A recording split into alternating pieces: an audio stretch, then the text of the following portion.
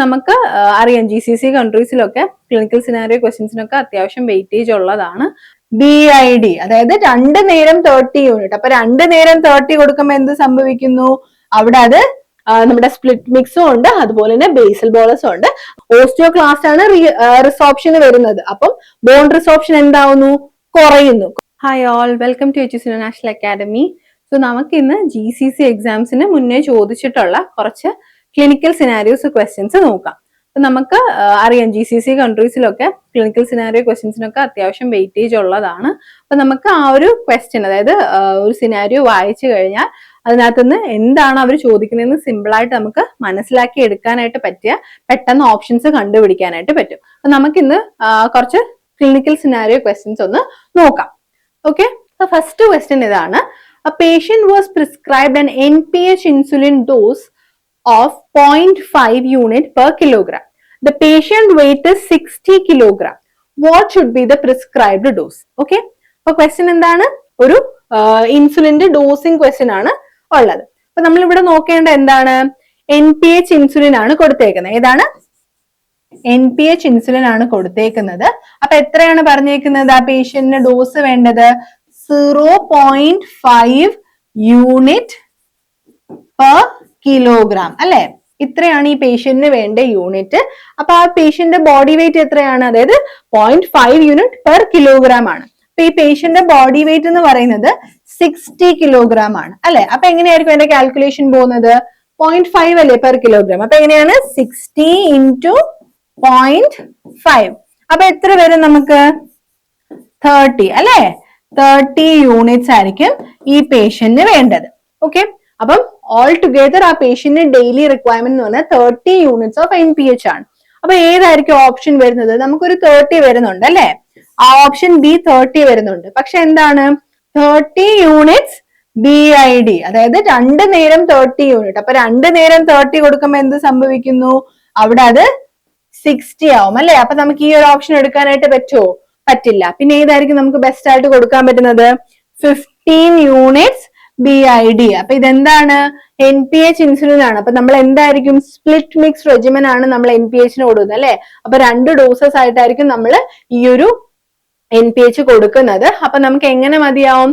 ഒരു 15 units twice daily ആയിട്ടായിരിക്കും നമ്മൾ NPH കൊടുക്കുന്നത് അല്ലെ? കണ്ടോ, കറക്റ്റ് ആൻസർ എത്രയാ വന്നത്? 15 യൂണിറ്റ്സ് BID. അതാണ് ഈ പേഷ്യന്റിന് കറക്റ്റ് ആയിട്ട് കൊടുക്കാൻ പറ്റുന്ന ഒരു റെജിമെൻ എന്ന് പറയുന്നത്. അപ്പൊ എന്തൊക്കെയാണ് ഇൻസുലിൻ റെജിമെന്റ്സ് വരുന്നത്? നമുക്ക് സ്പ്ലിറ്റ് മിക്സ്, അതായത് കൺവെൻഷണൽ റെജിമെനും വരുന്നുണ്ട്, basal bolus regimen, that is intensive insulin റെജിമെനും ആണ് നമുക്ക് വരുന്നത് അല്ലെ? അപ്പൊ ഈ സ്പ്ലിറ്റ് മിക്സ് റെജിമെനിൽ എന്താ പറയുന്നത്?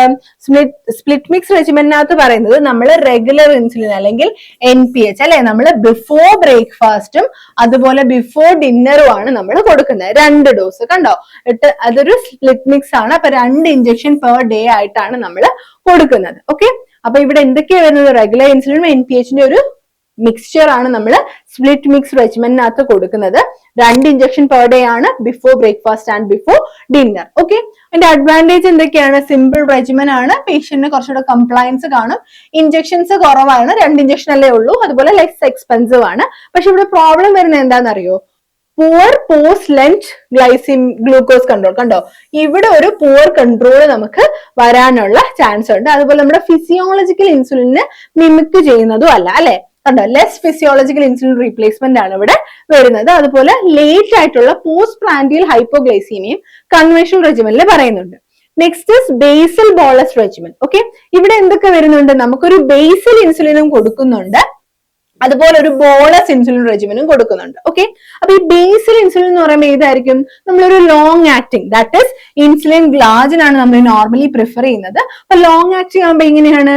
നമുക്ക് വൺസ് ഡെയിലി കൊടുത്താൽ മതിയാവും, ഒന്നെങ്കിൽ ബ്രേക്ക്ഫാസ്റ്റിന് മുന്നേ അല്ലെങ്കിൽ ബെഡ് ടൈമിൽ. കണ്ടോ, നമ്മൾ ഗ്ലാജിൻ എപ്പോഴായിരിക്കും കൊടുക്കുന്നത്? ഒന്നെങ്കിൽ ഡിന്നറിന്റെ സമയത്ത്, കണ്ടോ, അറ്റ് ബെഡ് ടൈം, അതല്ലെങ്കിൽ ബ്രേക്ക്ഫാസ്റ്റിന് മുന്നേ. അപ്പൊ ആ ഒരു എന്താണ്, ഒരു ബേസൽ കവറേജ് ഈ ഒരു ലോങ് ആക്ടിങ് ഇൻസുലിൻ കൊണ്ടുവരുന്നു. അതേ സമയത്ത് ബോളസ് ആയിട്ട് നമ്മൾ എന്താ കൊടുക്കുക? ബോളസ് ആയിട്ട് നമ്മൾ അനലോഗ്സ് ആണ് കൊടുക്കുന്നത്. ഏതൊക്കെയാണ്? റാപ്പിഡ് ആക്ടിങ് ആയിട്ടുള്ള ലിസ്പ്രോ, അസ്പാർട്ട്, ഗ്ലൂലിസിൻ, ഇതൊക്കെയാണ് നമ്മൾ ഈ ഒരു റാപ്പിഡ് ആക്ടിങ് അനലോഗ്സ് ആയിരിക്കും നമ്മൾ കൊടുക്കുന്നത്. ബ്രേക്ക്ഫാസ്റ്റിന് മുന്നേ ഒന്ന്, ലഞ്ചിന് മുന്നേ, ഡിന്നറിന് മുന്നേ. കണ്ടോ, ഇങ്ങനെയായിരിക്കും നമ്മൾ ബേസിൽ കൊടുക്കുന്നത്. അപ്പൊ എന്താണ്, നമ്മൾ ഓരോ മീലിന് മുന്നേ ആയിരിക്കും കൊടുക്കുന്നത്. 3 injections per day വരുന്നുണ്ട്. അപ്പൊ ഇതിന്റെ മെയിൻ അഡ്വാൻറ്റേജ് പറയുന്നത് എന്താന്ന് വെച്ചാൽ നമ്മുടെ നോർമൽ ഫിസിയോളജിക്കൽ ഇൻസുലിനെ ഇത് മിമിക് ചെയ്യുന്നുണ്ട്. ഒരു ബെറ്റർ HbA1c കൺട്രോൾ പറയുന്നുണ്ട്. അതുപോലെ തന്നെ എന്താണ്, ബെറ്റർ ഫാസ്റ്റിംഗ്, അതുപോലെ പോസ്റ്റ് പ്രാൻഡിൽ ഗ്ലൂക്കോസ് കൺട്രോളും പറയുന്നുണ്ട്. നമുക്ക് മീൽ ടൈമിംഗ് കുറച്ചുകൂടെ ഫ്ലെക്സിബിൾ ആക്കാനായിട്ട് പറ്റും.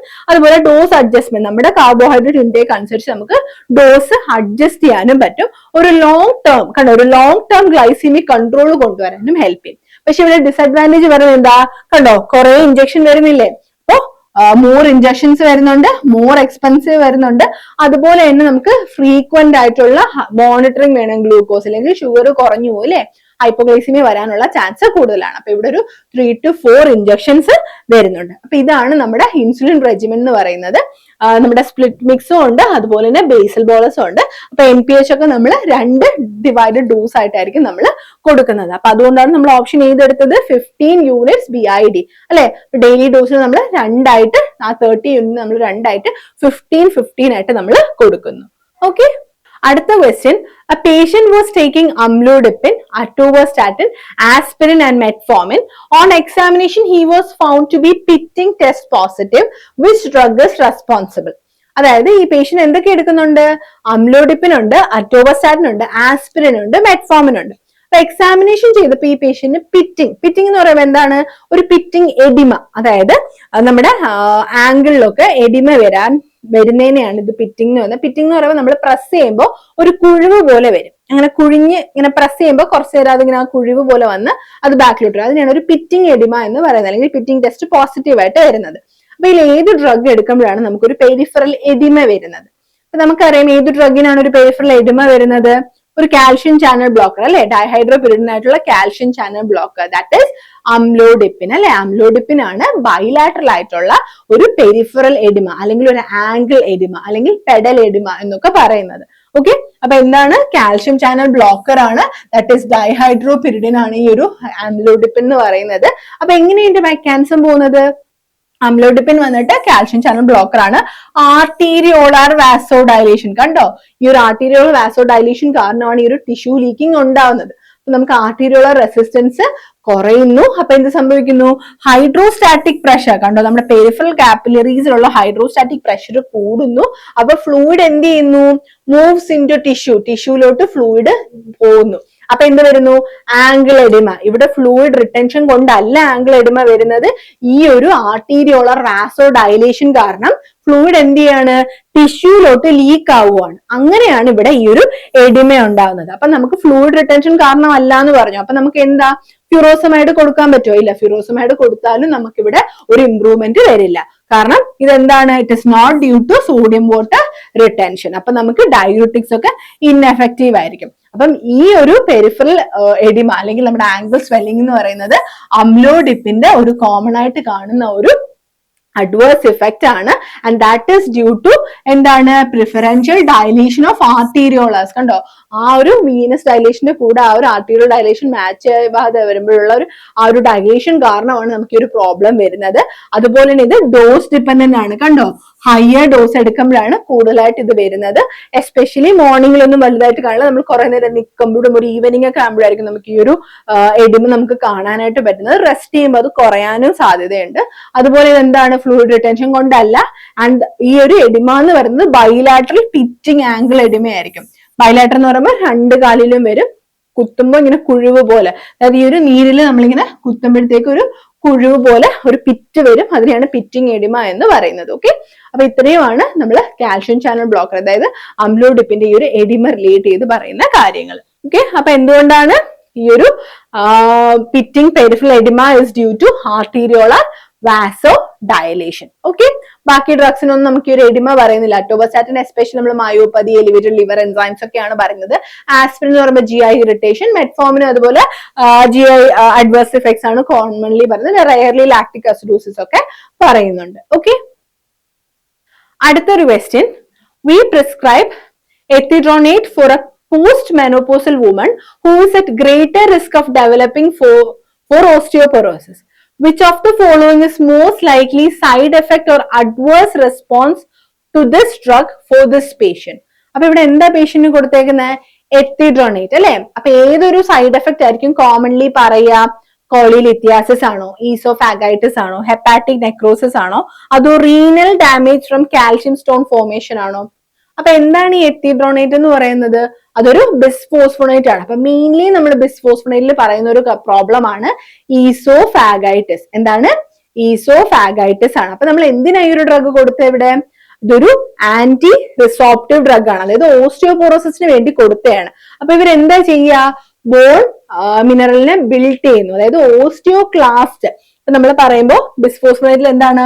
ഓസ്റ്റിയോക്ലാസ്റ്റ് എന്ന് പറയുമ്പോൾ നമ്മളെ ബോണിനെ നശിപ്പിക്കുന്നവരാണ്, ദാറ്റ് ഇസ് സി ക്രാഷ് ചെയ്യുന്നവരാണ്. അതേ സമയത്ത് ഓസ്റ്റിയോബ്ലാസ്റ്റ് എന്ന് പറയുമ്പോഴോ നമുക്ക് ആവശ്യമുള്ളതാണ്, ബോൺ ബിൽഡിങ്ങിന് ആവശ്യമാണ്. കണ്ടോ ബി ബിൽഡ് ചെയ്യാൻ വേണ്ടി ഉള്ളതാണ് ഓസ്റ്റിയോബ്ലാസ്റ്റ് എന്ന് പറയുന്നത്. അപ്പൊ ഈ എത്തിഡ്രോണേറ്റ് വന്നിട്ട് എന്താ ചെയ്യുക? ഓസ്റ്റിയോക്ലാസ്റ്റിനെ ഇൻഹിബിറ്റ് ചെയ്യും. അപ്പൊ എന്ത് ചെയ്യുന്നു? ഓസ്റ്റിയോക്ലാസ്റ്റ് ആണ് റിസോപ്ഷന് വരുന്നത്. അപ്പം ബോൺ റിസോപ്ഷൻ എന്താവുന്നു? കുറയുമ്പോൾ നമ്മുടെ ബോൺ മിനറൽ ഡെൻസിറ്റി കൂടുന്നു. അപ്പൊ നമുക്ക് ഓസ്റ്റിയോപോറോസിസിന് കൊടുക്കാനായിട്ട് പറ്റുന്ന ഒരു ഡ്രഗ് ആണ് ബിസ്ഫോസ്ഫോണേറ്റ് ആണ്. അപ്പൊ ഈ ഒരു ബിസ്ഫോസ്ഫോണേറ്റിൽ മെയിൻലി പറയുന്ന ഒരു പ്രോബ്ലം ആണ് ഈസോഫേജിയൽ ഇറിറ്റേഷൻ അല്ലെങ്കിൽ ഈസോഫാഗൈറ്റിസ്. ഓക്കെ, അപ്പൊ ഈ ഒരു ഈസോഫാഗൈറ്റിസ് അവോയ്ഡ് ചെയ്യാനായിട്ട് എപ്പോഴും നമ്മളൊരു ബിസ്ഫോസ്ഫോണേറ്റ് ഒരു പേഷ്യന്റിന് കൊടുക്കുമ്പോൾ നമ്മൾ പറയേണ്ട കൗൺസിലിംഗ് പോയിന്റ്സ് ഉണ്ട്. എന്താണ്? Take with a full glass of water. ഒരു വലിയ കപ്പ് വെള്ളത്തോട് കൂടി വേണം, അത്രയും വെള്ളം കുടിച്ച് വേണം നമ്മൾ ഈ ഒരു ഡ്രഗ് എടുക്കാൻ.